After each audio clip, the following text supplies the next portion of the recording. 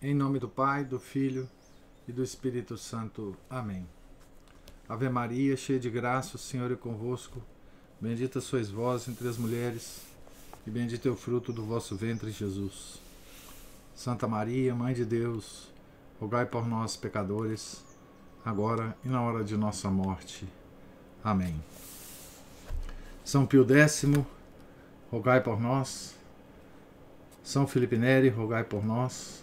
Nossa Senhora de Fátima, rogai por nós. Em nome do Pai, do Filho, do Espírito Santo. Amém. Então, continuando aqui a biografia de Santa Gema Galgani, escrita pelo padre Germano, passionista. Nós estamos aqui no capítulo 13, página 119.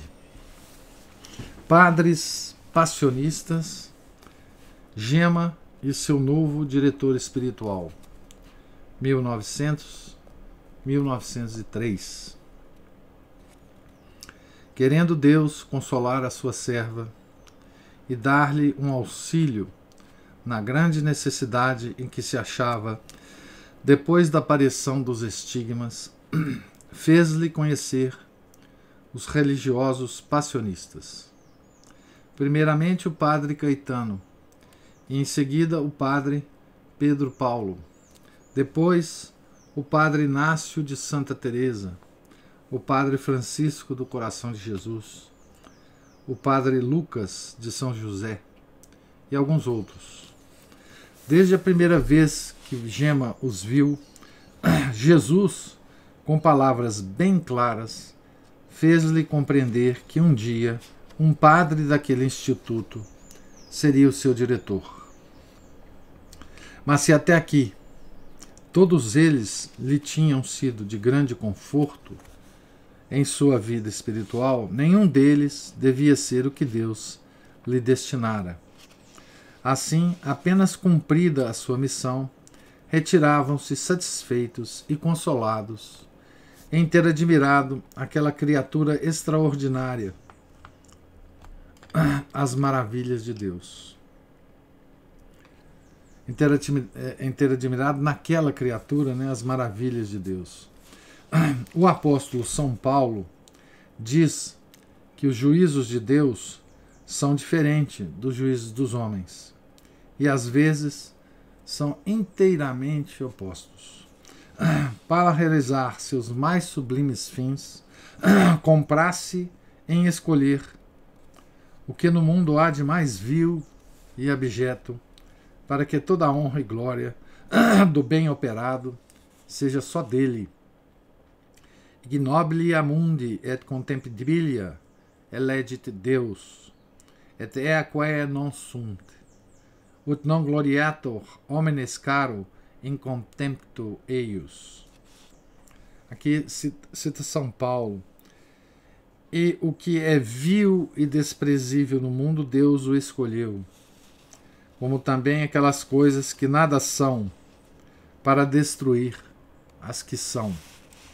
1 Coríntios 1:28. Ora, de tal gênero devia ser o diretor de quem Gema nunca tinha ouvido pronunciar o nome, nem ouvido dizer que existisse, mas conhecia-o pelo seu caráter, pela idade e até pelo semblante. Sua residência era em Roma, e ela, tendo uma inspiração de Deus, o escolhera para seu diretor.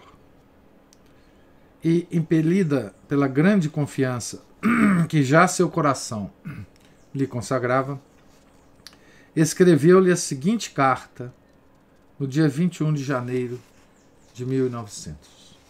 Aqui nós temos que ter em mente que o padre Germano está falando de si mesmo, né? De si mesmo. E, claro, por humildade, né? Que não é outra coisa senão um senso de realidade, ele está dizendo que foi escolhido por Deus para ser o diretor espiritual de Santa Gema, como o instrumento mais vil e abjeto dessa obra, para exatamente que com essa obra Deus fosse honrado e gloriado, e não ele, diretor espiritual, né? Então, aqui Santa Gema já conhecia, por revelação de Nosso Senhor, esse padre, esse diretor espiritual, né? Nunca o tinha visto ou tinha tido contato com ele, mas sabia quem era, né? Tanto é que ele escreveu, né? No dia 21 de janeiro de 1900. Né? Reverendíssimo Senhor Padre, há muito tempo que desejo ardentemente ver a vossa reverendíssima e escrever-vos. Por vezes, perguntei ao meu confessor se me dava esta licença, mas respondia-me sempre que não. No entanto, no último sábado, renovei o pedido e ele permitiu, com que muito me alegrei. Mas no momento de escrever, apodera-se de mim um certo temor. Sabeis por quê? Devo escrever-vos a respeito de assuntos tão extraordinários que vossa reverendíssima se admirará. Digo-vos com franqueza, minha cabeça é um pouco louca e julga ver e sentir coisas impossíveis. Porque Jesus jamais falou ou apareceu a outras almas tão más quanto a minha.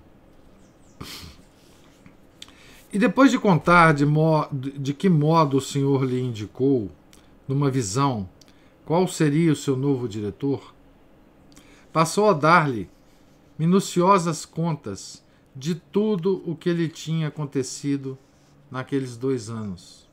Isto é, da grave doença que sofrera, da cura milagrosa do bem-aventurado Gabriel, da sua vocação ao estado religioso, do conhecimento que fizera com os primeiros padres passionistas. Também lhe falou a respeito da fundação do convento das freiras daquela congregação, que mais tarde se faria em Lucca, descrevendo as mais minuciosas circunstâncias, como se as tivesse presentes aos olhos. Aqui fazendo uma profecia, né? Sobre este ponto, em ocasião oportuna, mostrarei como foram exatas as suas providências. A sua carta tem cerca de 10 páginas e termina com suas costumadas palavras.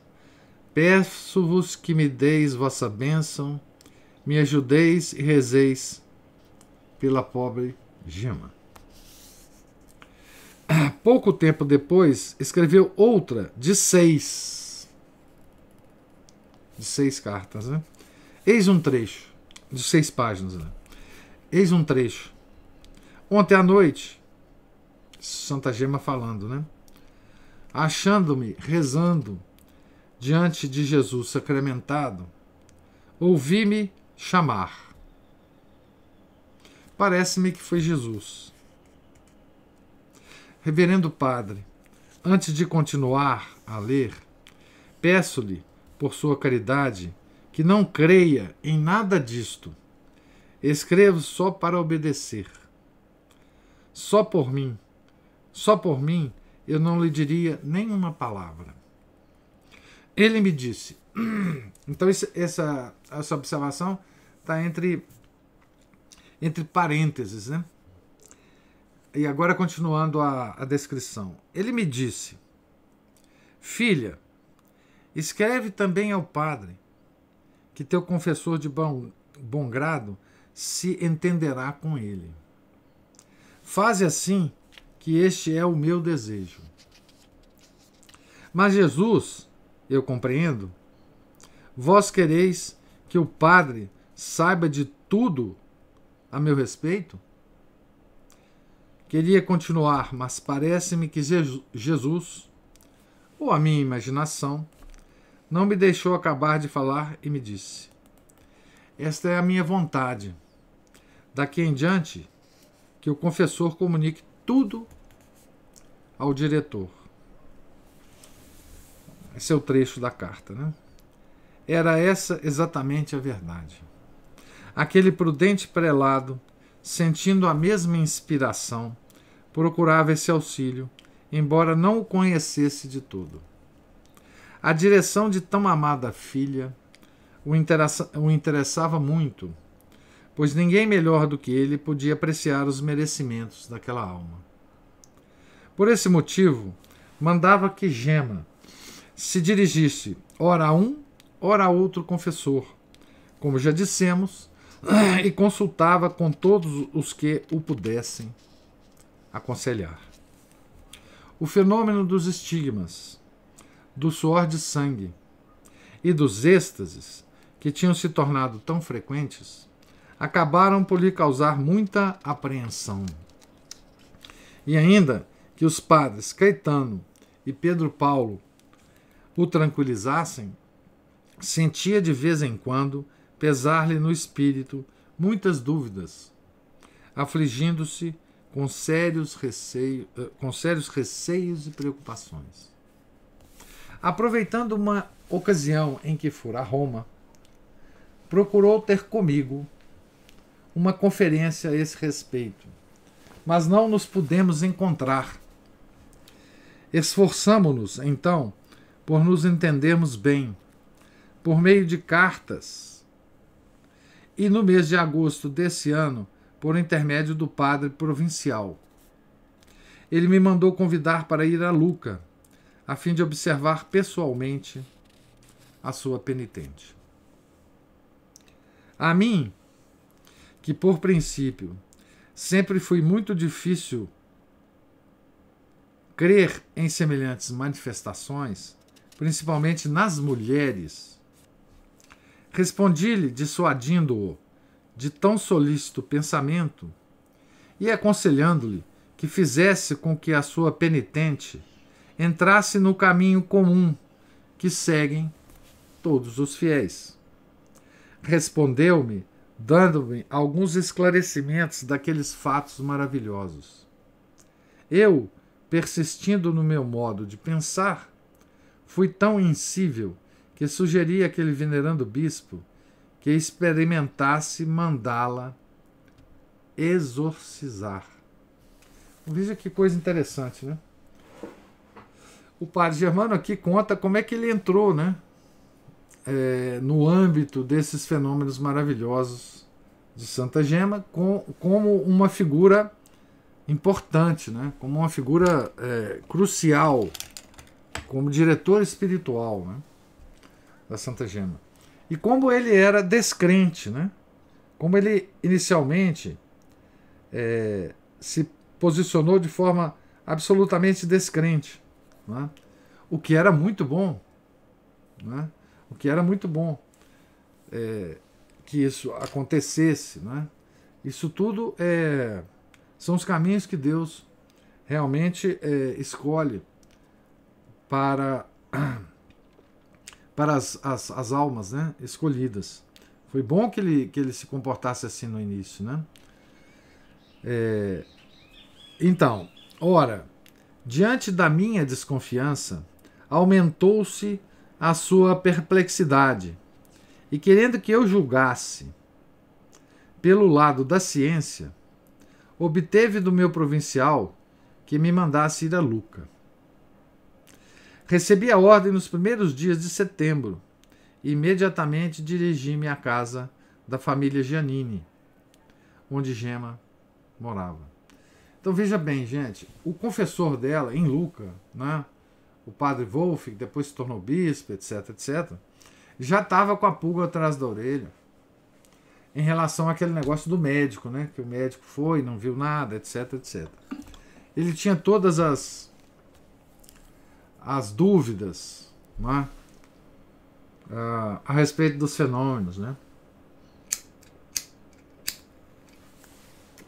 Era um homem que queria uma comprovação científica, né, a qual Jesus resistia. Embora os padres já tivessem dado os seus pareceres, né, os padres passionistas, ele ainda duvidava muito, né?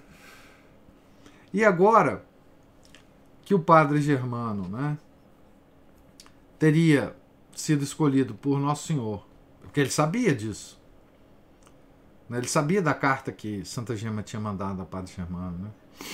E o padre Germano reagiu dessa forma, né, de forma bastante duvidosa. Esse confessor, né, ele deve ter realmente ficado muito preocupado, né? E por isso que ele moveu todos os seus instrumentos, né, para ter o padre Germano em Lucca, para que ele fosse de Roma para Lucca, para observar diretamente a Santa Gema, né? O padre Germano já era um padre importante, né? Teólogo importante, enfim. Hoje ele é beato, se não me engano, viu? Padre Germano. Vai falar aqui, ou já falou em algum momento. Vendo-me, a boa donzela logo me reconheceu, exultou de alegria e bendisse o Senhor. Confesso que na sua presença senti tão profunda devoção e respeito para com ela, como se estivesse diante de um ente celestial. Então fomos juntos ajoelhar-nos em frente ao crucifixo do oratório doméstico. Gema chorou de comoção e eu chorei com ela. Esse é o primeiro contato, então, pessoal, né, do padre Germano com Santa Gema. Meu Deus, disse comigo, se a vista de um justo excita tais sentimentos em nossa alma, que não será ver-vos na pátria dos eleitos. Por meio dessa singular impressão, o Senhor me preparava para admirar grandes prodígios. E desde então, toda a sombra de dúvida se dissipou no meu espírito. Então veja bem, só o contato visual, né, com Santa Gema. Era uma quinta-feira. Durante a ceia, Gema, sentindo-se arrebatada em êxtase, saiu da mesa e retirou-se tranquila para o seu quarto. E pouco tempo depois, sua mãe adotiva veio me chamar. Vou e encontro aquela jovem estática, em luta contra a justiça divina para obter a conversão de um pecador. Então, essa é a primeira vez que ele, enfim, menciona isso, mas nesses êxtases, nesses colóquios, né, com Jesus, Gema sempre pedia a ele a conversão dos pecadores, né? De pecadores particulares, não a conversão dos pecadores em geral, mas de pecadores que ela conhecia ou que tinha ouvido falar, né? Confesso. Então ela estava ali no êxtase, em luta com Nosso Senhor para a conversão do pecador, né? Em luta contra a justiça divina, né? Confesso que em toda a minha vida nunca assisti a tão comovente espetáculo. Gema estava sentada sobre o seu modesto leito, com os olhos, o rosto e todo o corpo voltados para um ponto do quarto onde lhe aparecia o Senhor.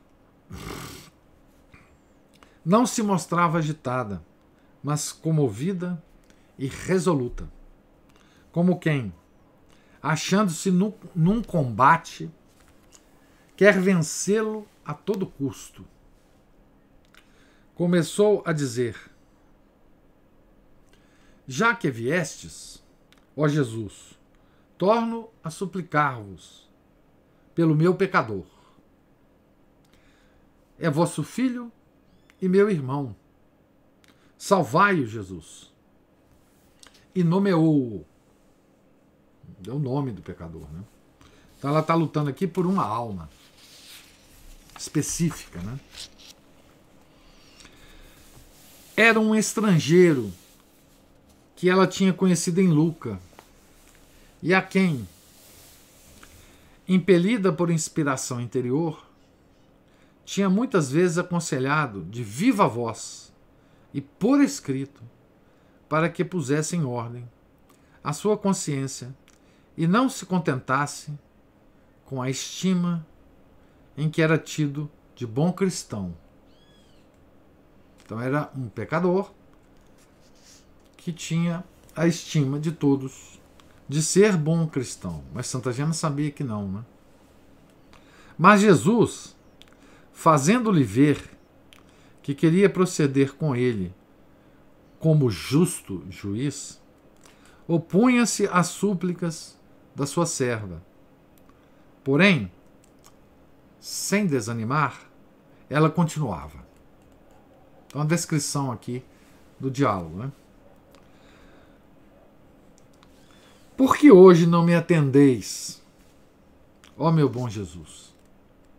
Fizestes tanto só por uma alma e não quereis agora salvar aquela? Salvai-a, Jesus, salvai-a. Sede bom, Jesus. Não me faleis assim. Na boca de quem é a própria misericórdia, esta palavra, abandono, soa tão mal. Não a deveis dizer. Não medistes o sangue que derramastes pelos pecadores, e agora quereis pesar a quantidade dos nossos pecados? Não me atendeis?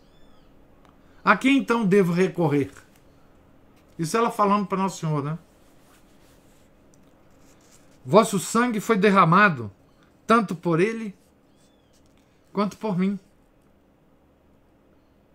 A mim me salvais e a ele não? Não me levantarei mais daqui. Dizei-me que o salvais.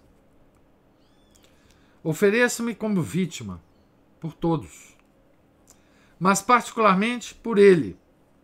Prometo-vos não recusar coisa alguma. Dai-me.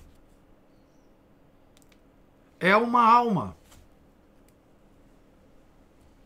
Pensai, Jesus, que é uma alma que vos custou tanto. Tornar-se-á bom. Não pecará mais.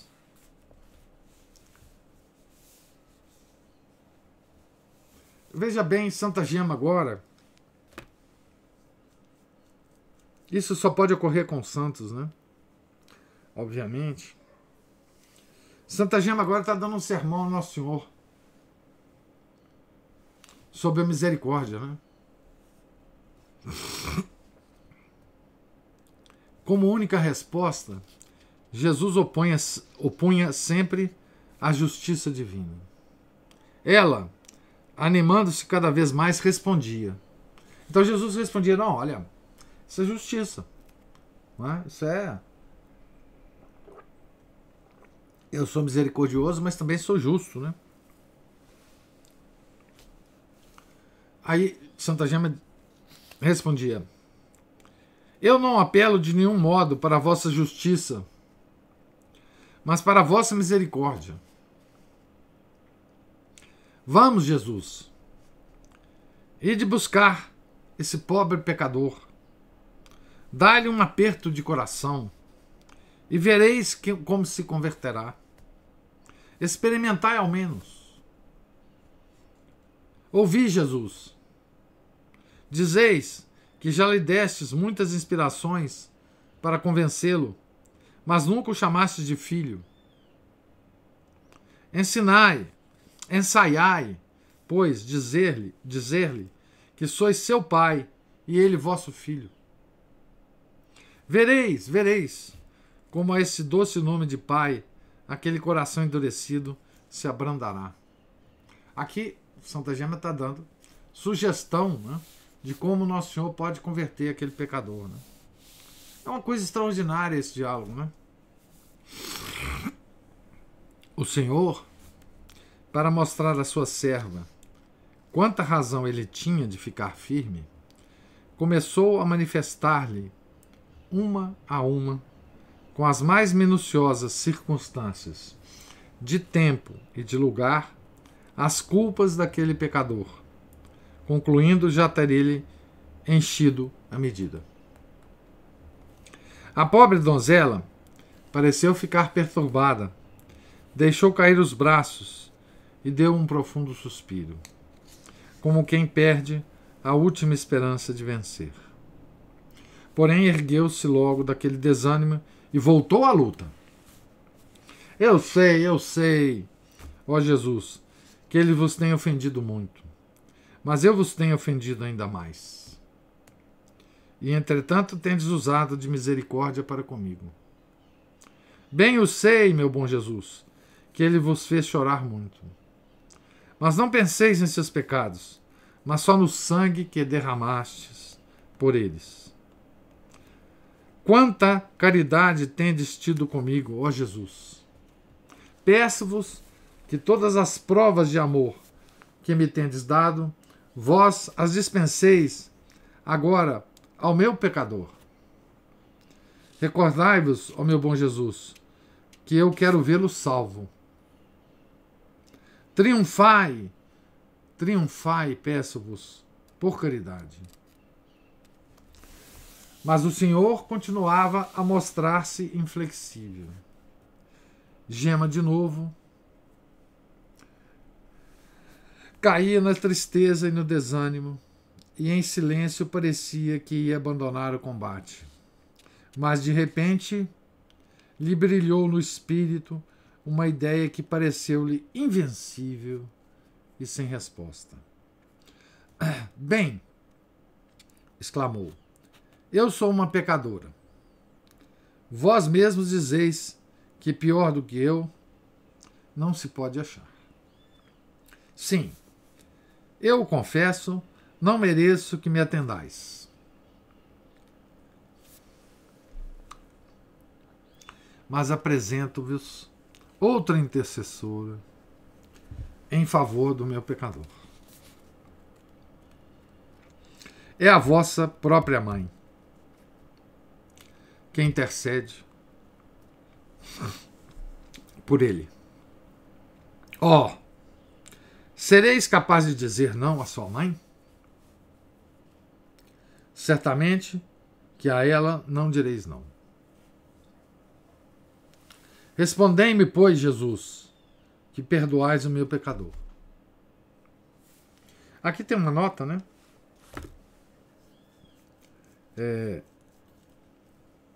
Nessa parte aqui.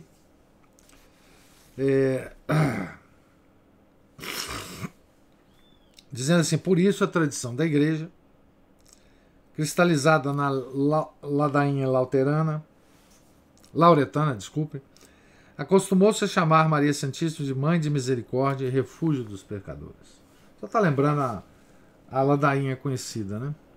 Na verdade, a intercessora de todas as graças, né? É um dogma mariano que ainda não foi proclamado, mas é absolutamente certo teologicamente, né? Esse dogma só falta a proclamação. A igreja já o reconhece por várias formas, né? E nós estamos esperando que algum pontífice proclame esse quinto dogma mariano, né? A vitória estava ganha. A cena mudou de aspecto. O piedoso Senhor concedeu a graça e Gema, tomando um ar de indescritível alegria, exclamou: Está salvo. Está salvo. vencestes, ó Jesus. Assim, triunfais sempre. E sai do êxtase. Né? Isso tudo, né?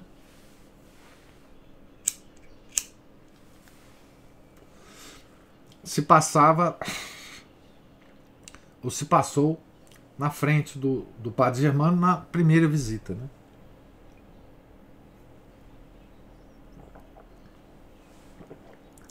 Esta tão eternecedora cena durou cerca de meia hora. As palavras com que a descrevi foram em parte escritas e em parte conservadas na minha memória, donde as transmito ao leitor. Terminada a cena, retirei-me com a alma ocupada de 1000 pensamentos, quando ouvi bater à porta. É um estrangeiro que procura um padre. Eu o mandei entrar. Atirou-se aos meus pés e, chorando, disse: Padre, confessai-me. Meu Deus, senti despedaçar-se meu coração. Era o pecador de Gema, convertido naquela mesma hora. Acusou-se de todos aqueles pecados que eu mesmo tinha ouvido no êxtase da serva de Deus. Só se esqueceu de um que eu mesmo lhe recordei. Consolei-o, contei-lhe o que tinha acontecido pouco antes, pedi-lhe que me permitisse publicar estas maravilhas do Senhor e depois de nos termos reciprocamente abraçado, despedi-me dele. Já muitos anos se passaram desde que se deu este acontecimento e parece-me que me esteja ainda presente.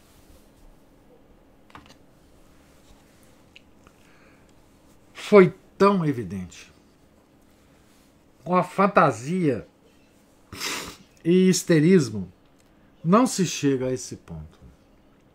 E o demônio pode arrastar ao inferno os pecadores, mas nunca fará com que se convertam, especialmente deste modo. Então, o padre Germano, né, que tinha tantas dúvidas, né, com relação à veracidade dos fenômenos que ocorriam com Santa Gema, teve a permissão de Nosso Senhor, né, de testemunhar, né, não os estigmas, não o suor de sangue, porque isso são fenômenos que poderiam ser causados, pelo menos assim se considerava, né, por histeria, por influência demoníaca. Não, ele observou justamente o que não se podia ocorrer de forma nenhuma, ou por histeria, ou por influência do demônio, né? Um diálogo de Santa Gema com Nosso Senhor para a salvação de um específico pecador, né? E o próprio pecador aparecendo, né, imediatamente, logo depois desse diálogo, para se confessar com ele, com o padre Germano, né? Fiquei seriamente abalado pelo que vi, mas não me limitei a isso, e pus-me a observar e estudar cuidadosamente o espírito da serva de Deus. Este meu trabalho me ocupou durante 3 anos, sem descanso, dirigindo-me pela teologia ascética e mística e pelas ciências fisiológicas modernas, submeti a donzela a longas provas, até poder dizer a última palavra. Não a poupei de nenhuma experiência e nenhuma delas falhou. O piedoso bispo, que era o confessor, por seu lado, ficou satisfeito e aprovou tudo o que fiz. Declarou-me que estava tranquilo desde que tomei a direção daquela alma. Gema, que mais que qualquer outra pessoa temia que eu fosse incrédula, mas pareceu ressuscitar quando afinal lhe dei a certeza de provir de Deus tudo o que lhe acontecia e de que se podia deixar conduzir pelo Espírito Santo por aquele caminho. Para humilhá-la, eu a tratava secamente e a mortificava muitas vezes. Não obstante, ela me foi sempre muito dedicada e atenciosa. Com uma ingenuidade infantil, chamava-me papai. Às vezes, com a mesma singeleza, modificando o diminutivo, acrescentava o de mal papai, né? Oh, que mal papai Jesus me deu! Seu reconhecimento para com Deus, de quem acreditava ter obtido o meu auxílio, é para com pobre ministro, cujos serviços e incômodos em seu benefício ela exagerava, era inexcedível. Quanta paciência, dizia, o senhor precisa ter comigo. Ó meu papai, eu lhe agradeço infinitamente tantos cuidados que tem e espero terá sempre com a minha pobre alma. Se conseguir salvar-me, o que farei em seu benefício quando estiver no céu? Levá-lo-ei comigo a todo custo. Noutra ocasião dizia: se soubesse como me fazem bem as suas cartas e seus conselhos. Espero que a esta hora já me conhecerá bem. Peça a Jesus por mim, que eu o ilumine a meu respeito e me converta. Achas, meu pai, que conseguirá converter-me? Custo tanto a chorar. E quando a sua última carta me levou a fazer essa reflexão, chorei e choro sempre ao lembrar-me dela. Viva Jesus! Vê-se por essas palavras que a maior parte desta direção era feita por meio de cartas. O Senhor, porém, querendo que uma alma, que lhe era tão cara, fosse melhor atendida, dispunha os sucessos de modo que frequentemente se me apresentasse ocasiões de viajar e passar pela cidade de Luca. Então, hospedando-me, com permissão dos meus superiores, na casa da família Giannini, tinha toda a facilidade de ajudar a esta santa donzela e continuar meus estudos e minhas experiências a respeito de sua alma. Certamente era uma consolação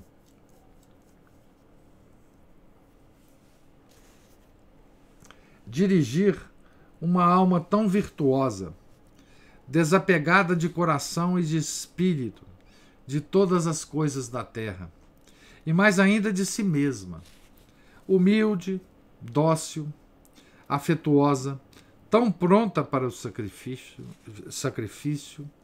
cheia de fé e de amor celeste, e ao mesmo tempo tão natural em tudo, que ninguém a distinguiria de qualquer outra jovem. Não me demorarei aqui em descrever todas as raras virtudes da minha filha espiritual, tendo que falar sobre esse ponto com toda a minuciosidade nos capítulos seguintes.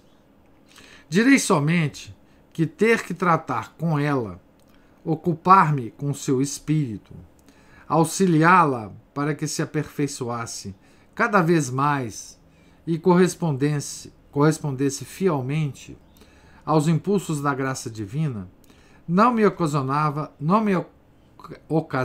o menor enfado.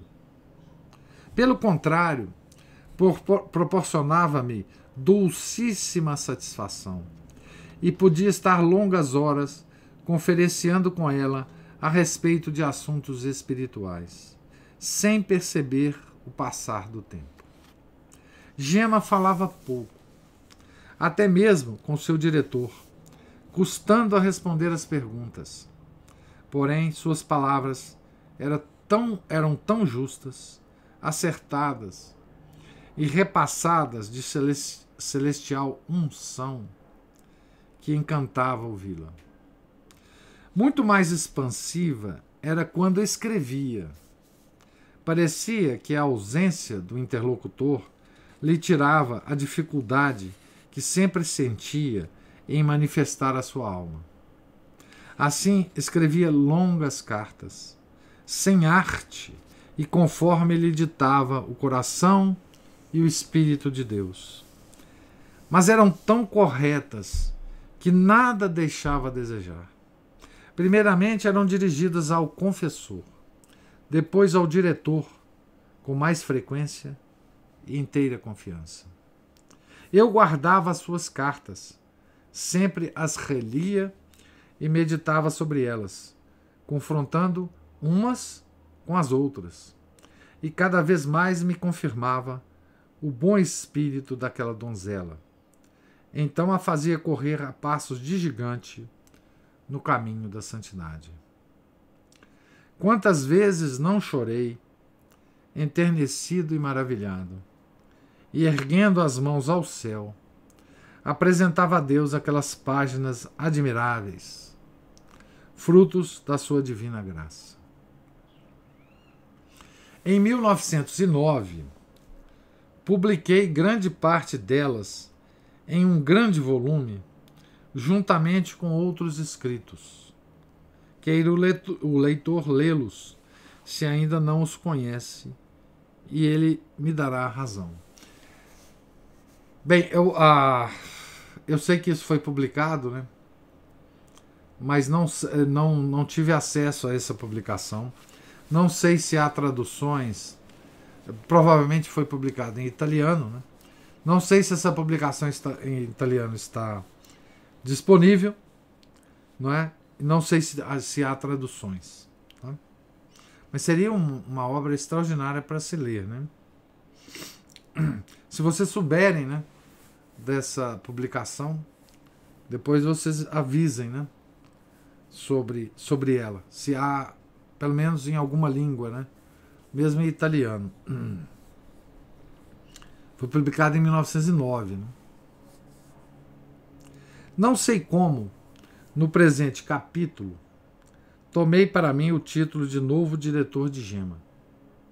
Pois que, por mais que esta serva de Deus assim o entendesse, não posso concordar com ela. Pois o confessor e diretor de Gema, desde seus primeiros anos até a morte, foi sempre o bispo Dom João Volpe.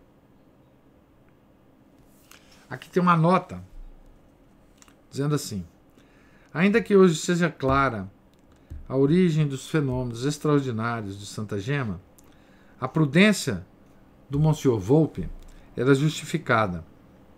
Ele amava a sua filha espiritual e pôde aprender muito na direção de Santa Gema. Mas não resta dúvida que a providência de Deus deu a Santa Gema à congregação passionista e que sentia que o seu pai espiritual era o venerável padre Germano. Não fiz mais que auxiliá-lo ao Dom João Volpe, né? Por dispor de mais tempo para ocupar-me com ela, não estando preso pelas conveniências da prudência e cautela que lhe impunham o seu cargo. Porque Dom Volpe era bispo, né? Tá certo? E, enfim, a declaração de um bispo tem um peso diferente, né? Então, por isso, Dom João Volpe era tão cauteloso, né?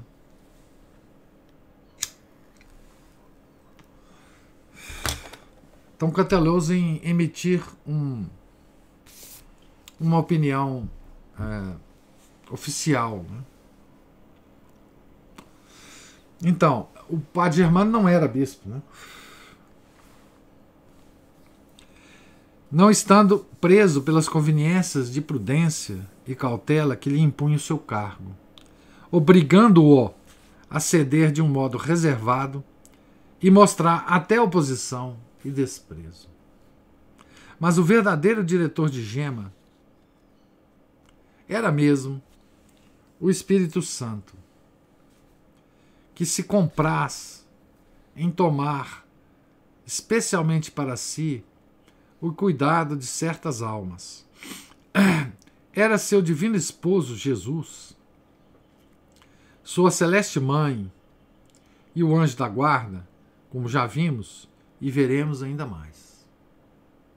O que está fora de dúvida é que, por ter eu conhecido e ajudado a esta serva de Deus,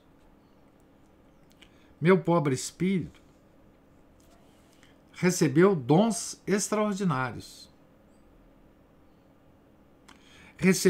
Senti reanimar-me em meu coração a fé, o desejo do céu, o amor à virtude.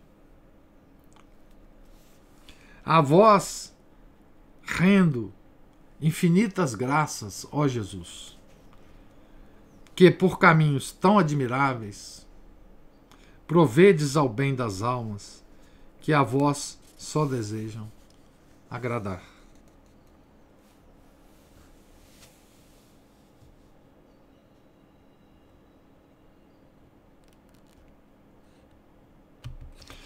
Aqui tem uma nota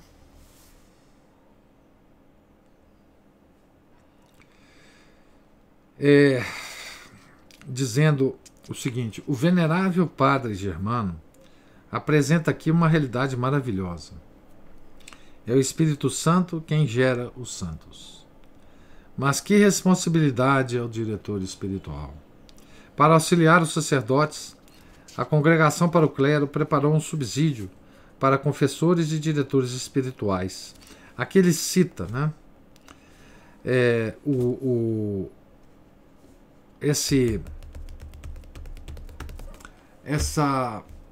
essa determinação da Congregação para o Clero, que eu não sei exatamente a fonte de que ele tirou, mas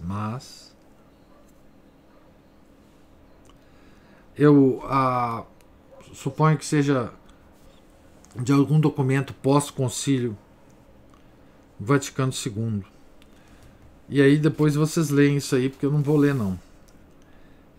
Bom, a direção espiritual é uma coisa que foi muito bem determinada pela Igreja desde sempre, né?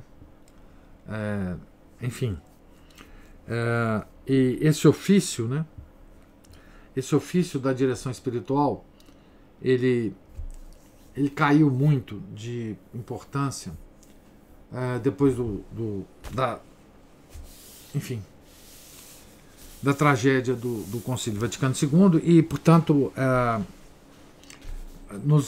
vamos nos ater aqui à tradição da Igreja, né? Esse ofício de diretor espiritual já está muito bem determinado desde sempre pela Igreja, né? É só ler, por exemplo, as obras de São Francisco de Sales, por exemplo, Santo Afonso de Ligório, enfim, né? De grandes santos que se dedicaram a esse ofício de forma cotidiana, né? sobretudo São Francisco de Sales, né? Então, aqui nós terminamos, né, o parágrafo, desculpe, o capítulo 13, né, da nossa biografia. Paramos aqui então no capítulo 14, que iniciaremos a leitura. Não sei se acabaremos, mas iniciaremos a leitura amanhã, né? A Aline disse assim: como adquirir tanta humildade? Por mais que tento, não é nada fácil. Ler e ler mais vidas de santos. Pois não, Ana Paula? Eu queria aproveitar essa pergunta da Aline, porque no início da aula, na leitura de hoje, o senhor falou que a humildade, não sei se foi exatamente essa frase, radar da realidade. É senso de realidade. Humildade não é nada mais do que senso de realidade. É simplesmente o seguinte, né? Se nós observarmos a realidade como ela é, né? A realidade como ela é, nós seremos naturalmente humildes. Não precisa de mais nada. Claro, a humildade é uma virtude conectada a virtudes teologais, né? Que nos são dadas pela graça. Mas um homem, naturalmente, né, se ele for honesto consigo mesmo, não é? Ele pode adquirir uma humildade, digamos assim, natural, digamos uma humildade natural, apenas mantendo o senso de proporções da seguinte forma, não é? Se ele observar a realidade, se ele observar todos os homens, se ele observar na vida cotidiana dele o quanto ele é dependente dos outros homens, o quanto ele deve a todas as pessoas que vivem e que viveram no mundo, a toda a cultura em que ele está imerso, né? A todas as pessoas que servem a ele, a todos os bens que ele tem acesso, que não dependeu dele para serem feitos, não é? A todas as facilidades que ele tem na vida, que não depende dele, né? Que depende de outras pessoas terem feito esses bens, terem fabricado esses bens. Não só bens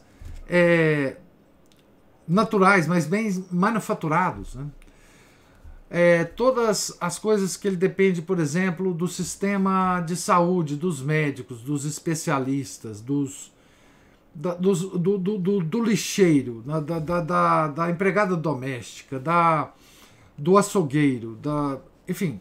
Se você observar simplesmente esta realidade, você vai perceber que você é um nada. Que você só pode ser um nada. Ou, no máximo, um elo de um elo muito modesto de uma engrenagem que não depende de você e da qual você recebe muito mais do que dá. Esse senso de realidade pode ser natural, né? É claro, existe uma outra humildade que aí depende da graça, né? Que você ver a sua miséria diante de Deus. Essa é mais elevada, obviamente, né? Mas essa humildade natural, as pessoas, elas, enfim, se elas observarem isso, elas serão naturalmente, digamos assim, elas terão naturalmente um grau de humildade. Então, assim, só se você observar a realidade com olhos honestos, você vai ver que você é um nada. Que você depende de tanta gente, de milhares de pessoas que estão vivas hoje para você viver e que dependeu, né, pela cultura que você adquiriu, pelos livros que você lê, de tantas milhares de outras pessoas que vieram antes de você ao mundo, que se você não tiver um senso de humildade natural, você não está vendo a realidade na melhor das hipóteses, ou você é um completo imbecil na pior delas, ou um malicioso, né? Então, as pessoas, para se arrogarem importância, é preciso ser muito cego, tá certo? Muito cego. Em qualquer das áreas que a gente atua, a gente vê tantas pessoas mais capazes que nós, com maior visão, com visões particulares tão mais fecundas que as nossas, que não dá para se sentir o rei da cocada preta. É claro que não, né? Tá certo? Então, se você tiver um senso de proporção de realidade, não precisa mais do que 5 minutos para você se convencer de que você é um nada. É um pingo. É um grão de areia. Né? Se for até um grão de areia. Né? Enfim, é a isso que eu me referi. Né? Dizendo que humildade é senso de realidade. Senso de realidade natural e senso de realidade sobrenatural. Porque quando você vai para o nível sobrenatural, bom, aí você não é nada literalmente, né? Aí você não é nada literalmente. Não ouvi no início. Muito obrigado, Ana Paula. Não iria voltar para ouvir o vídeo. Grande chave de entendimento. Gostei muito de saber e entender isso. Humildade. Aline, uma pecinha insignificante da grande imagem. Exatamente, né? Quer dizer, o máximo que nós podemos ser, né, é uma pecinha no meio dessa. Veja bem, qualquer ofício que você tenha, né, você vai encontrar milhares de pessoas melhores que você para desempenhar aquele ofício. Né? E você tem que pensar o seguinte, que Deus te escolheu para desempenhar aquele ofício. Como o padre fala aqui, né, Deus escolhe sempre os instrumentos mais vis para fazer os seus ofícios, justamente para que ele, Deus, se sobressaia. Né? Então, é aquele. Nós chegamos a discutir isso aqui ou em outros momentos. Né? É aquele negócio da gente se contentar em ser o burrinho que carregou o Nosso Senhor. Né? Se a gente chegasse, né, o burrinho que carrega Nosso Senhor, já tá bom. Né? Então, é mais ou menos isso que eu considero sobre humildade. Né? Tá certo? Então, professor, a gente pode pensar que para a gente buscar a humildade, a gente pode buscá-la de uma maneira indireta, no sentido de que a gente tem que procurar aumentar o nosso senso de realidade. Sim. Ao invés de ficar, eu quero ser humilde. Não, isso é uma bobagem. Não é? Isso é uma bobagem.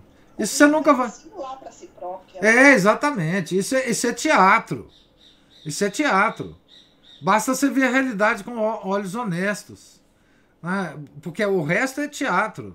E outra coisa, você querer parecer humilde é a pior dos teatros, é a pior das farsas. Né? Porque esse negócio de falar baixinho e tentar mostrar para os outros que você é muito humilde, isso é falta de senso de realidade. Porque assim, a sua miserabilidade, ela é uma coisa aparente, tem que ser aparente para você, não é para os outros, não. Humildade é uma virtude que ninguém vê em você. Se alguém vê em você, é porque você tem alguma coisa errada. Não é? As pessoas têm que ver em você uma pessoa normal, uma pessoa, sei lá, alegre, uma pessoa divertida, uma pessoa que, enfim. A humildade é como a piedade. Se a pessoa tenta se mostrar piedoso, aí você já caiu no sentimentalismo. Né? Aí você já caiu no sentimentalismo. Você vê os grandes santos, eles não procuravam se mostrar humildes. Né? Eles simplesmente agiam no mundo com o senso de realidade deles, que eles não valiam nada mesmo. Não valiam nada mesmo. Quando a gente lê, por exemplo, Santa Gema falar que ela é uma grande pecadora, etc, etc, ela está vendo a realidade. Ela está vendo a realidade. Muito mais acuradamente que nós. Né? Porque ela sabe todas as tendências da alma. Os santos entendem muito mais isso do que a gente. A gente é uma alma caída aqui nesse mundo, com o pecado original, e a gente sabe o quanto que a gente não vale nada, isso do ponto de vista religioso, né? E Santa Gema, ela não estava falando isso para se mostrar humilde. Ela estava falando isso para descrever o senso, a realidade que ela estava vendo. Era aquela. Senso de realidade. Né? Simplesmente. Não tem outra... Então a gente tem que ser simplesmente observador da realidade. Né? E claro, a igreja, ela nos ensina a tomar certos cuidados para nós nos mantermos humildes. Né? É óbvio que tem todo um conjunto de conselhos, né, sobre a humildade, para nós nos mantermos dentro dessa humildade sobrenatural. Né? Mas basta um senso de realidade inicial para a gente começar a pensar, opa, eu já não sou mais aquele rei da cocada preta que eu pensava que era, não. Né? Tá certo? Então deu para entender mais ou menos pelo menos é o meu pensamento, né? Então, gente, Deus lhes pague pela paciência de me ouvirem. Tenham todos um santo dia. Né? Hoje é dia de São Pio X, né? Rezemos muito pela intercessão dele. Em nome do Pai, do Filho e do Espírito Santo. Amém. Ave Maria, cheia de graça, o Senhor é convosco. Bendita sois vós entre as mulheres, e bendito é o fruto do vosso ventre, Jesus.